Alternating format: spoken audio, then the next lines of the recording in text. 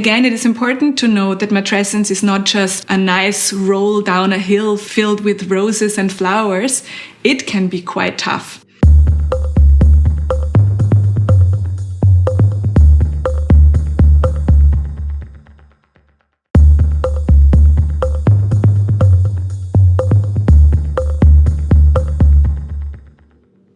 Birgit, I know you since quite some time now, but how would you describe yourself to someone who doesn't know you? So my name is Birgit Kubicek. I am a midwife and I work as a practitioner. I have been a midwife for 25 years now, and I'm also a lecturer, and I am a mother of 3 children, almost grown-up children now. So they're between 21 and 13 years of age. So I have been a mother for quite some time. Yeah. Did you always want to become a mother? No. I thought that my place in the birthing sphere would be on the side of women, but not to become a mother myself. And it was a bit surprising, the first child, but then I just went for it. I was quite young. I was 22 and I went for it, and it's been a wild ride. And now I'm in my mid-40s and I can enjoy the fruits of my labor. It's a fun time having older children and watching them spread their wings and their life unfold. And I'm happy that I'm quite young to be in this phase of my life and their lives. Yeah, and experience all those beautiful moments with them. Yeah. And it has been a journey, right? How would you describe motherhood now? For me, personally, I think it never really stops. I am not the mother today I was 10 years ago, and I'm not the mother today I was a month ago. And I think that exactly that is it really changes your life forever, and it's an ongoing change. Many aspects of our life change us and are part of our lives, and motherhood is very deeply affects our life. Our social status changes completely. It as a working woman, it also affects my job. It affects my income. It will affect my pension if I ever get to have one.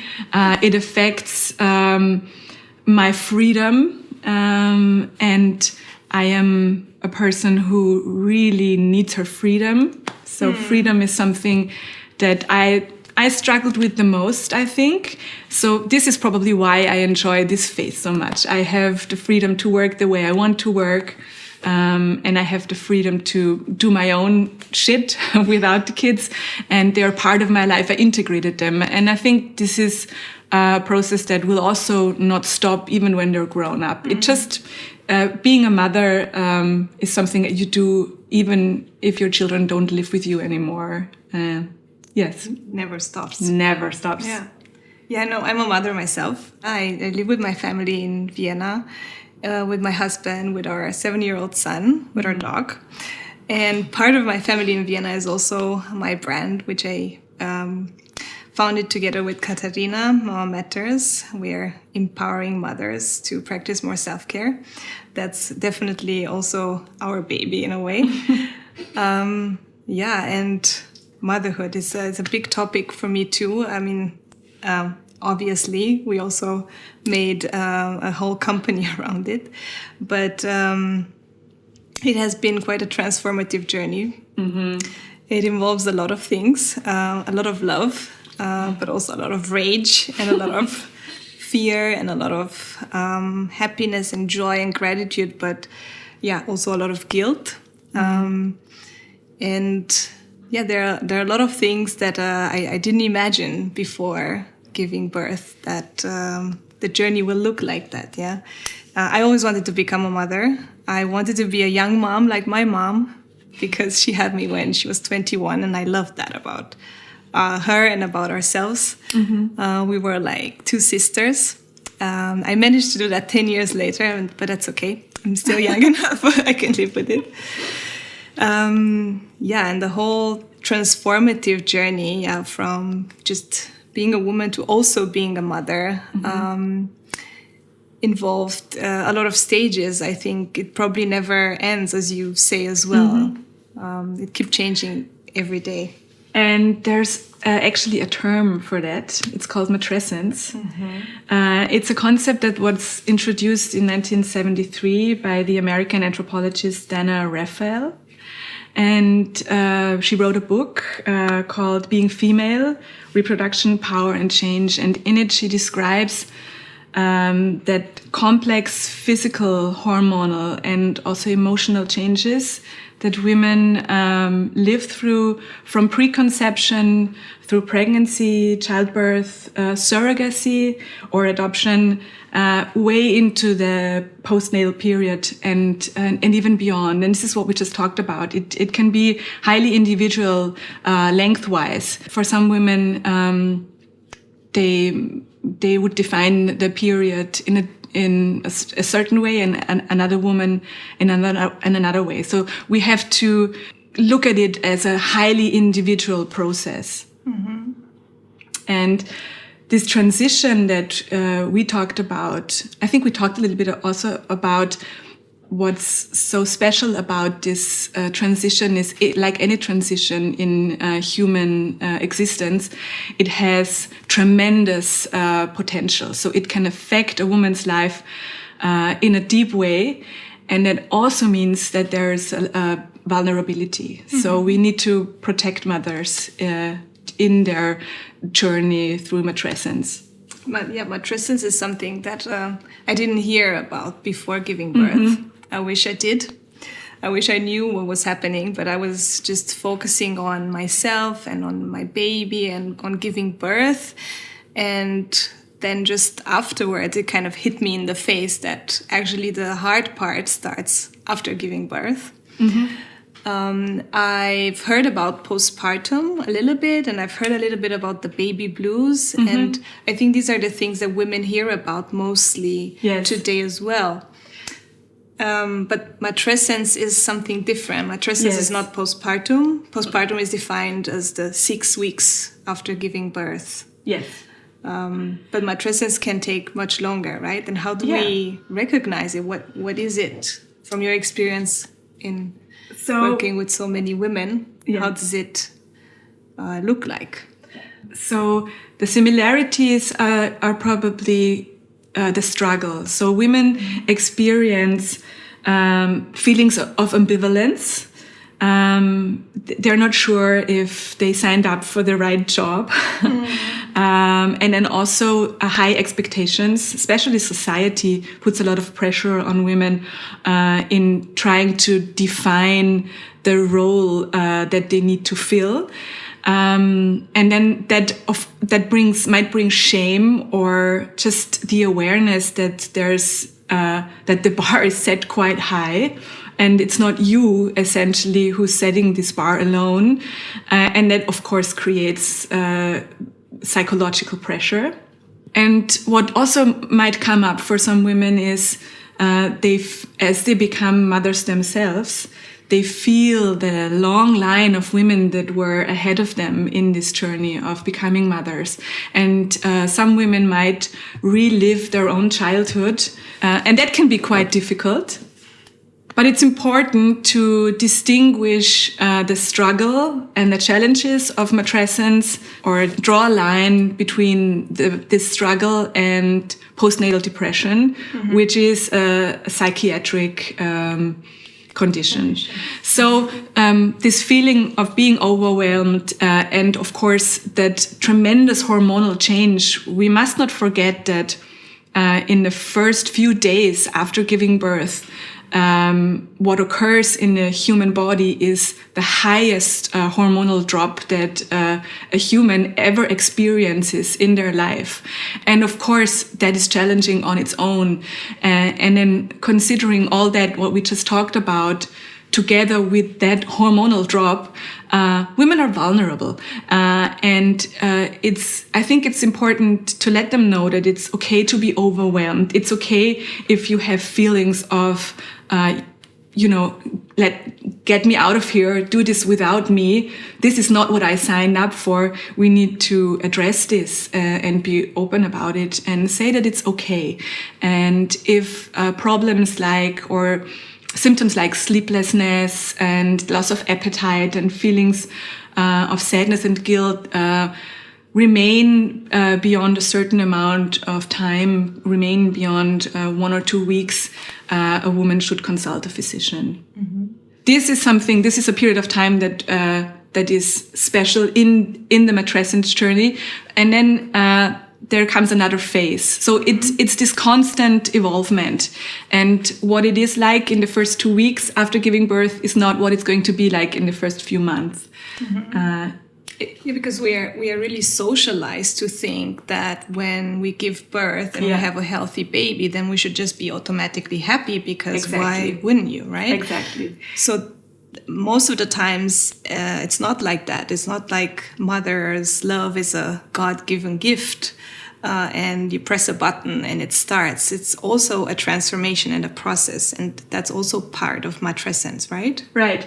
The famous American anthropologist Barbara Katz-Rothman, she said, we need also strong and competent mothers. Birth is not just about having a healthy baby. And sometimes I think in our society we forget that. Thankfully, we stand upon the shoulders of a lot of brilliant researchers who, especially in the last 1 or 2 decades, have done research on the topic, and there's a much more honest conversation about matrescence and about this journey and about feelings that are primarily negative feelings. Women talk about them, and the more we talk about it, the less it's a stigma, and the more women can be empowered and feel seen in their ambivalence, because that's what it is. It is negative and positive feelings at the same time. It's a crazy ride. And thankfully, we have the gate is open. The door is open to a more honest discussion or a more honest look at what it really is. Yeah, because the term is not new. It's not new. I don't know how women were living matrescence in the 18th century. Yes. I would love to have a chat with one of them. Me too. Can we get one? But I think that's one of the good things of social media today, right? And hopefully that's the positive side of social media, that it starts to spread the word about this. Like, why do you think it is happening right now that we are talking more about it? How is maybe matrescence today in our modern society versus matrescence in the 18th century when it was first? Do you think it was the same, but we don't know, and we were maybe even our mothers were not talking about it, but they were going through it? Matrescence is definitely shaped by the era it is experienced in, and when we talk about the 18th century, the status of a baby was not what it is like today. So it definitely was a different journey. Also, women were more embedded in big families. There's also a difference between living in a rural area and living in the city. In the city, women are more isolated usually. They don't have the large of their family supporting them.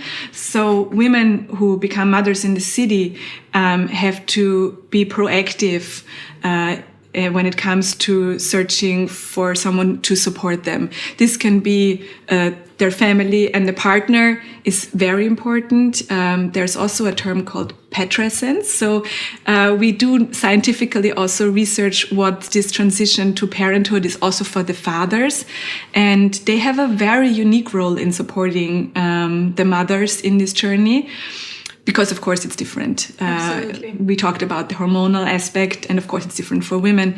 And women in the city who becoming mothers, they also can get hired help. But then, of course, that's a social, economic aspect of matrescence that is different for every woman. And then there's the midwife, for example. And I think it's really important that we educate midwives on the social aspect of becoming a mother and talking about matrescence. And midwives have a unique role in connecting women to other specialists. So if there is a particularly hard struggle, for example, the midwife is the first responder, if you want to, and can ideally connect the mother to experts. Or the midwife is the one who can identify when physiology is over and we have a pathological situation. This is essentially the role of the midwife, to protect physiology and to detect pathology and help. Right. Yeah, we definitely need to talk more about it. I wish I knew more about it before. And I think it's very important also for dads or for partners to know what is going on with their partner, right? That it is hormonal, that there are mental changes as well, that there are emotional changes. And in order to do that, to support her best, they should be informed. When I'm just thinking, which moments in my education did I have, or the opportunities I had to find out about this? There were very little. I'm thinking now also about school, and when you have biology lessons and you have the first sex education and you learn about your period, would that be the right moment actually to talk about fertility, about matrescence, and maybe even about menopause, right? About these stages, and even include boys in that conversation.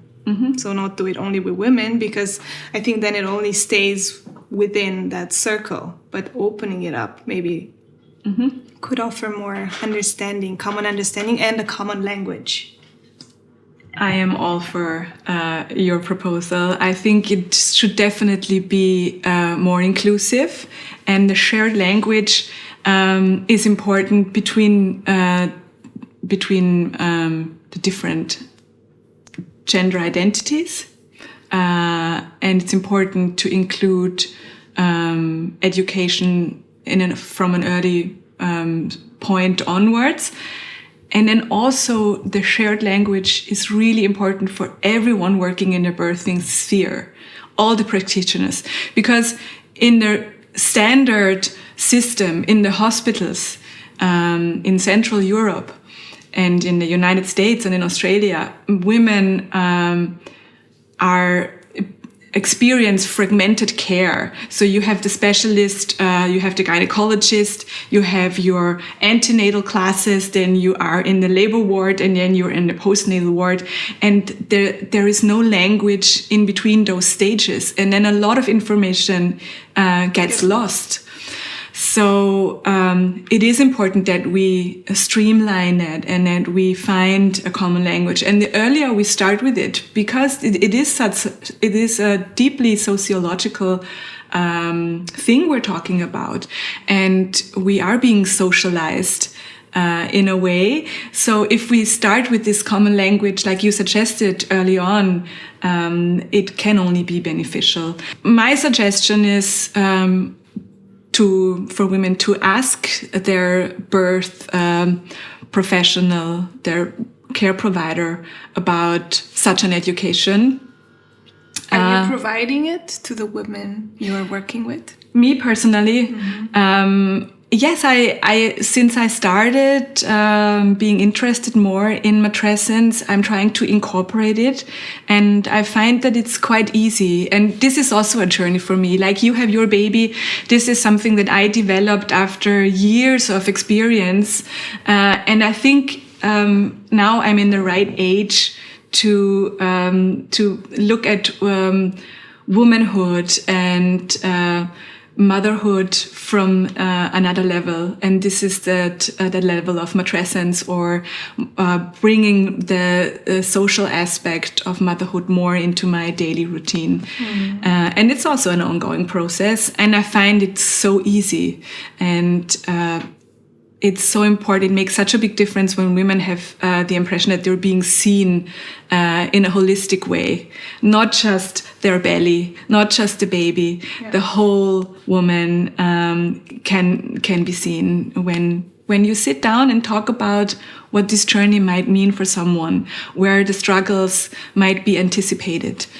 And I encourage women to make a postnatal plan. A lot of women are very familiar with prenatal plans, or they come with the plan for the delivery room. But the postnatal phase is usually one that is being neglected. And this is exactly where matrescence really kicks in hormonally for a lot of women. So it's important to have a plan. And in this plan, address all the things we talked about. How can women be supported? What might be the struggles? And who can be specialists who can help with the struggle? Because, again, it is important to know that matrescence is not just a nice roll down a hill filled with roses and flowers. It can be quite tough. And if women are being supported, and if they know what they need in order to go through matrescence in an empowering way, then the struggle can be the potential for immense growth, personal growth. Yes. And this is what I wish for women. So what is the maybe one thing, if you could pick one, about matrescence that you are sharing with the women you work with and advising them to pay attention to? Mm-hmm. One of the things is to really carve out time for self-care. This can be small things like getting a beautiful massage.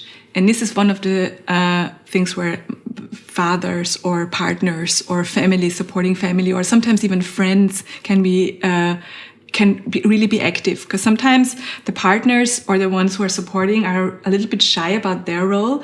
And as a midwife, I always encourage all the partners to give the moms massages. So the mothers I take care of, they're always well massaged mothers.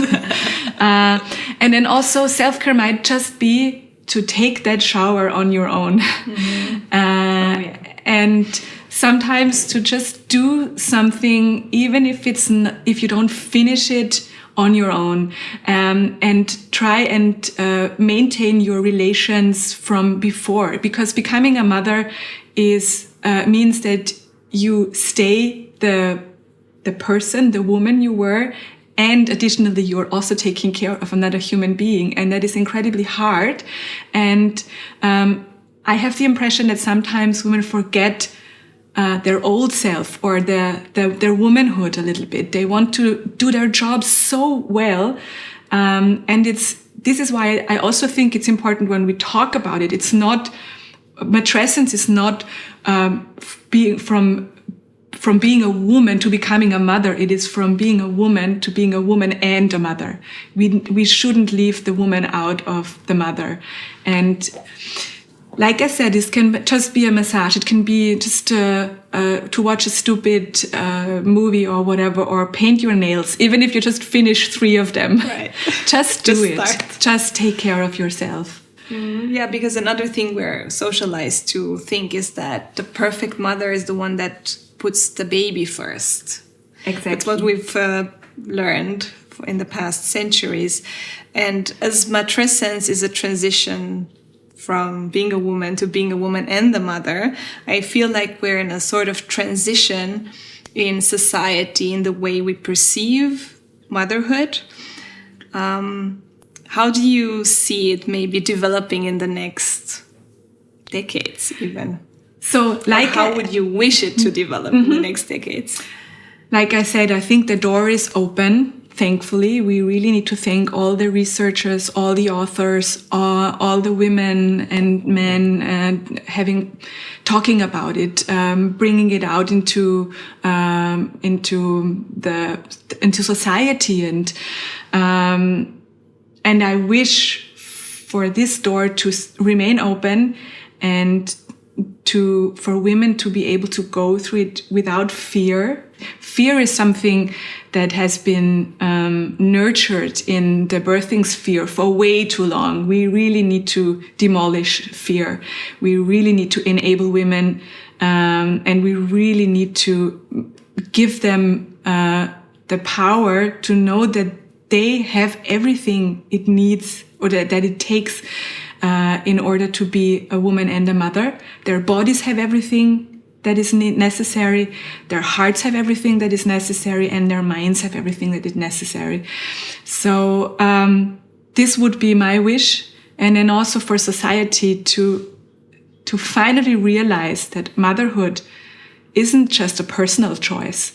Motherhood is important for any society. And this is why it's so important to empower mothers, like Barbara Katz-Rothman said it. We need mothers that are capable and that are strong.